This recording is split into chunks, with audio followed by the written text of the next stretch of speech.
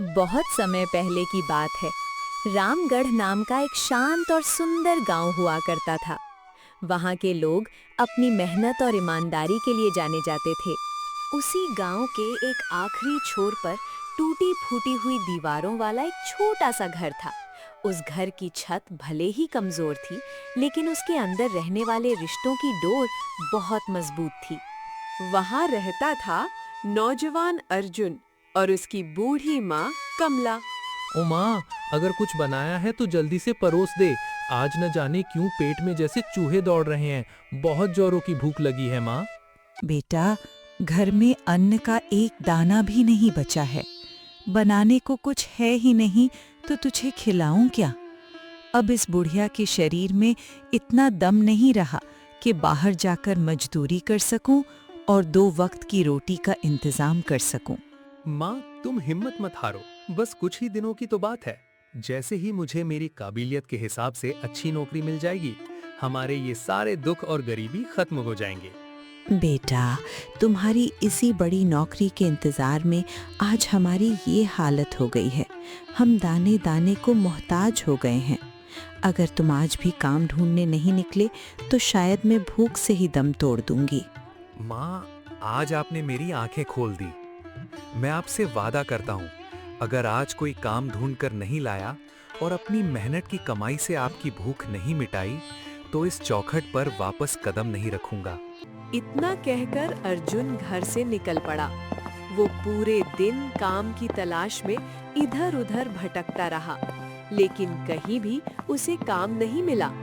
शाम को थका हारा और निराश होकर जब वो लौट रहा था, तभी रास्ते में गांव का प्रभावशाली व्यक्ति धनराज चौधरी से मिल गया। धनराज ने अर्जुन से पूछा, अरे अर्जुन बेटा, क्या हुआ? इतनी उदास क्यों हो? अर्जुन ने अपनी सारी परेशानी बता दी। मुखिया जी, मैं काम की तलाश में सुबह से इधर-उधर भटक रहा हूँ, लेकिन मुझे कहीं काम नहीं मिल रहा। मैं अपना घर कैसे चलाऊं? घर में खाने के लिए कुछ भी नहीं है। अगर मुझे काम नहीं मिला तो हम भूखे मर जाएंगे। धनराज मुस्कुराया और बोला, अगर नौकरी नहीं मिल रही तो अपना कोई काम शुरू कर लो। एक ठेला लगा लो और खुद का मालिक बन जाओ। लेकिन चौधरी जी, ठेला लगाने के लिए पैसे कहाँ से आएंगे? मैं पैसे दे दूंगा, लेकिन एक शर्त है। अर्जुन, अगर समय पर पैसे नहीं लौटा पाए तो तुम्हें अपनी जमीन मुझे देनी होगी। अर्जुन धनराज चौधरी के साथ उसकी घर की तरफ चला गया। मुखिया बहुत ही लालची आदमी था। वो सोच रहा था कि अगर मैं इसे पैसे उधार दूंगा तो ये चुका नहीं पाएगा और इसकी जमीन मेरी हो जाएगी। मजबूरी में अर्जुन मान गया। उसने पैसे लिए और बाजार जाकर एक ठेला खरीदा। साथ ही इडली, सांभर और नारियल की चटनी बनाने का सामान भी खरीद लिया, क्योंकि उसने शहर में ये काम सीखा था और उसमें माहिर था। घर आकर उसने इडली और सांभर तैयार किया, साथ ही नारियल की चटनी बनाई। खुशबू पूरे घर में फैल गई। अगले दिन जब अर्जुन ने रामगढ़ के किनारे अपना ठेला लगाया, तो इडली और सांभर की खुशबू पूरे इलाके में फैल गई। धीरे धीरे लोग वहां आने लगे। खुशबू की महक से गांव के लोग उसके ठेले के पास आए और बोले, अरे अर्जुन, ये क्या बना रहे हो? पूरा गांव में इसकी खुशबू फैल गई है। पूरा गांव महक गया है। आखिरकार इसका नाम क्या है? भैया, इसका नाम इडली सांभर है। एक बार खा कर देखिए, स्वाद भूल नहीं पाएंगे। पहले तो कभी ऐसा नाम नहीं सुना। एक बार खाकर देखिए, आप लोगों का दिल खुश हो जाएगा और फिर बार बार खाने आओगे। ठीक है, लगा दे एक प्लेट, पर याद रखना, अगर स्वाद में मजा नहीं आया तो 1 पैसा नहीं दूंगा। ठीक है भाई, लेकिन पहले आप लोग खाकर तो देखो। अर्जुन ने 2 प्लेट जल्दी से तैयार की। जैसे ही लोगों ने पहला निवाला खाया, वे हैरान रह गए और अर्जुन की तरफ देखकर बोले, वाह अर्जुन, लाजवाब है। ऐसा स्वाद तो हमने पहले कभी नहीं चखा। अरे भाई, तुम्हारे हाथों में तो जादू है। अब से रोज मेरे लिए बचा के रखना, मैं रोज खाने आऊंगा। और अभी एक प्लेट मेरी बेटी के लिए पैक कर दो। देखते ही देखते अर्जुन की सारी इडलियां बिक गई। वो खुशी खुशी घर लौटा और माँ कमला के हाथ में कमाई के पैसे रख दिए। लेकिन माँ ये सोचने लगी कि बेटा खाली हाथ गया था, लेकिन खुशियाँ लेकर घर लौटा। जब कमला को पता चला कि पैसे धनराज चौधरी से उधार लिए गए हैं, तो वो चिंतित हो गई। बेटा, तुमने उससे पैसे क्यों लिए? धनराज बहुत चालाक आदमी है, वो किसी को नहीं बख्शता। उससे सावधान रहना। माँ, चिंता मत करो। अगर मेहनत ऐसे ही चलती रही तो मैं जल्द ही उसका पूरा कर्ज चुका दूंगा। अगली सुबह अर्जुन ने फिर गर्मा गर्म इडली और सांभर तैयार किया और ठेला लेकर खड़ा हो गया। नारियल की चटनी और इडली सांभर की खुशबू ने फिर से लोगों को अर्जुन के ठेले की तरफ खींच लिया। कुछ गांव वालों ने अर्जुन का मजाक उड़ाया। उनमें से एक बुजुर्ग बोला, तूने ये रोज रोज यहाँ तमाशा लगा रखा है? इतना पढ़ लिख कर आखिर ठेला ही लगाना था तो शहर किस लिए गया था? पैसे बर्बाद करने के लिए? ऐसे गांव का नाम ऊंचा करेगा तू? चच्चा, मैं तो पैसे कमाने का रास्ता ढूंढ रहा था, तो मेरे दिमाग में ये आइडिया आया, तो मैंने ये काम शुरू कर दिया। इस काम में क्या बुराई है चच्चा? मैं अपनी मेहनत से कमा रहा हूँ। बुरा तो है बेटा। इस काम में गांव के जो बच्चे पढ़ने जाते हैं, अगर वो तुम्हें ऐसे देखेंगे तो क्या सोचेंगे कि अगर पढ़ लिख कर यही काम करना है तो पढ़ के क्या करना? तो वो बच्चे पढ़ाई छोड़ देंगे। क्या खुद का काम करना गुनाह है? दूसरी ओर गांव की एक ताने मारने वाली महिला वहां आई और बोली, क्या हुआ तुम्हारी शहर की बड़ी बड़ी डिग्रियों का? शहर में पढ़ने गए थे या मटर गश्ती करने? तुम्हारी माँ तो कहती थी कि मेरा बेटा बहुत बड़ा अफसर बनेगा, लेकिन तुम तो इडली वाले बन गए। लगाओ फिर मेरे लिए एक प्लेट इडली, और स्वाद अच्छा होना चाहिए, लेकिन मुझे लगता नहीं कि तुम जैसे गरीबों के हाथ में स्वाद होता होगा। अर्जुन को उस महिला की बातें सुनकर बहुत गुस्सा आ रहा था, लेकिन वो चुपचाप सुनता रहा और अपना काम करता रहा। अर्जुन ने जल्दी से एक प्लेट इडली तैयार करके उस महिला को दी। एक निवाला खाते ही बोली, स्वाद तो ठीक है, पैसे कितने हुए अर्जुन? 20 रुपये हुए। पूरे दुकान के पैसे हमसे ही ले लोगे क्या अर्जुन? दीदी, बहुत हो गया आपका। मैं बहुत देर से आपके ताने सुन रहा हूँ, तो इसका मतलब ये नहीं कि कुछ भी कहो। अब चुपचाप यहाँ से आप लोग चले जाओ, वरना मैं पुलिस को बुला दूंगा। अर्जुन ने जैसे ही पुलिस का नाम लिया, वहाँ खड़े सभी लोग चुपचाप वहाँ से निकल गए। अर्जुन अब अकेला खड़े होकर अपनी इडलियों को देख रहा था।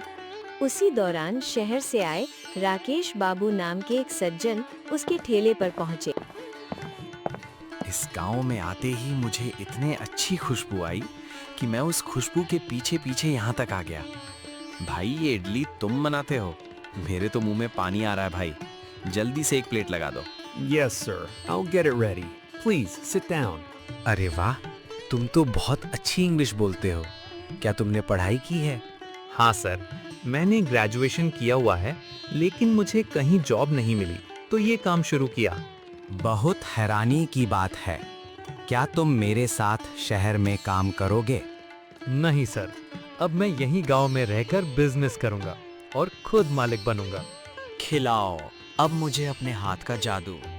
जैसे ही राकेश बाबू ने इडली मुंह में खाई, उनको मजा आ गया और बोले, वाह अर्जुन, तुम्हारे हाथों में तो जादू है।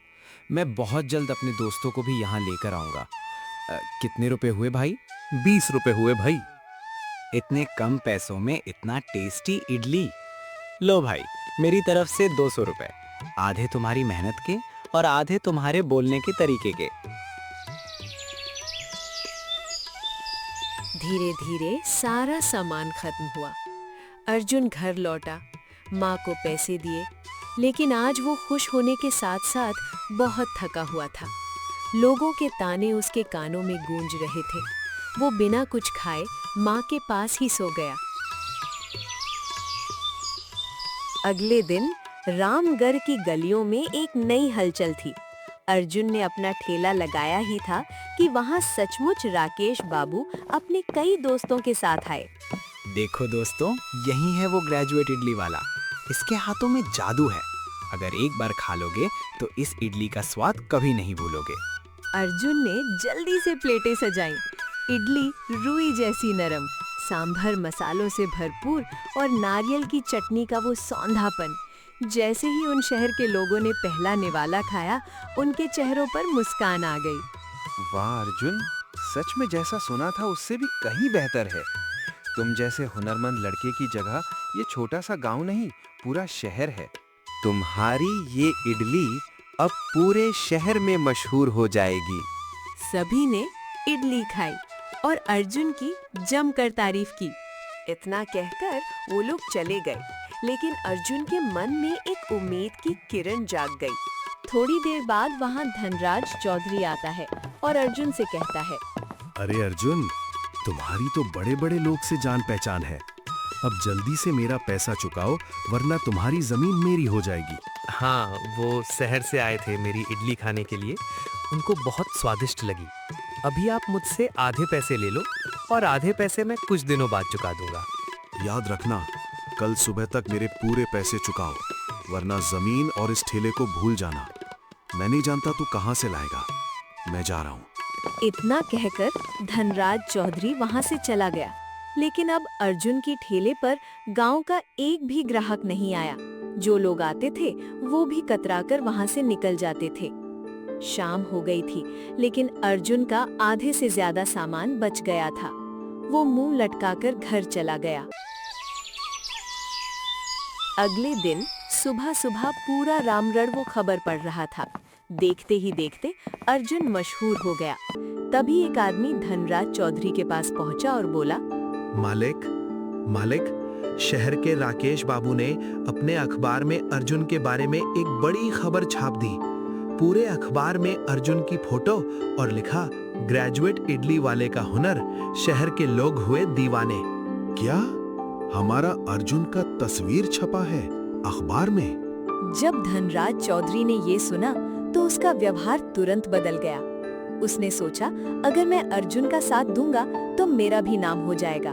वो तुरंत अर्जुन के घर पहुंचा, जहां गांव वालों की भीड़ लगी थी। अरे अर्जुन बेटा, बधाई हो। मैंने तो तुम्हारी परीक्षा ली थी। कर्ज की कोई जल्दी नहीं है। तुम तो हमारे गांव का नाम रोशन कर रहे हो। तुम्हारी दुकान अब मैं खुलवाऊंगा। गांव के किनारे नहीं, बल्कि गांव के बीचों बीच मुख्य चौक पर खुलेगी। क्यों गांव वालों, सही कहा ना? हाँ मुखिया जी, अर्जुन ने तो हमारे रामगढ़ का नाम पूरे जिले में ऊंचा कर दिया। मुझे तुम्हारे ऊपर बहुत गर्व है बेटा। तो दोस्तों, इस कहानी से क्या सीख मिली? कि कोई भी काम छोटा या बड़ा नहीं होता। छोटी या बड़ी होती है इंसान की सोच।